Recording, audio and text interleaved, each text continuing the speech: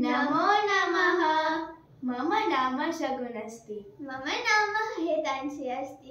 अद्य दिने आवां त्वां कृषिनिकेतनं विषये कथयन्ति। अतिनिति वर्तते कृषिनिकेतनम् अर्थात् फार्म हाउस।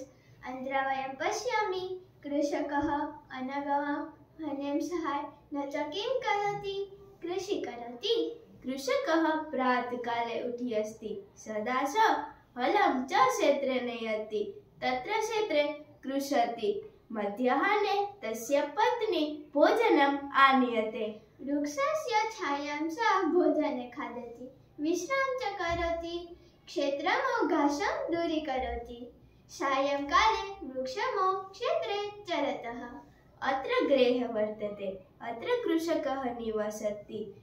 अयं च सौरविद्युद्वेदिका। सौरविद्युद्वेदिका किं भवति? सौरविद्युद्वेदिका सौर ऊर्जां च सौरविद्या कृषकः प्राप्यते इति कल्पस्य कृषि।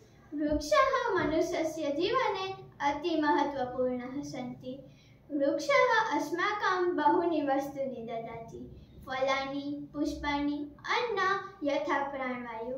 अनगवां पालनीय पशु अस्ति, स शाकाहारी अस्ति। अनगवां कृषिक्षेत्रे बहु उपयुक्त अस्ति। अनगवां खूब उपयुक्त पशु अस्ति।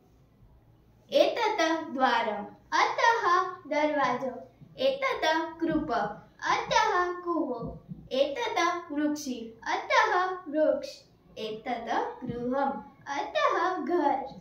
एतत् सौरविद्युद्वेदिका, अतः सोलार। एतत् कृषकः, अतः खेडूत। एतत् अनगवाम्, अतः बळद। एतत् हलम्, अतः हळ। एतत् कार्पासस्य, अतः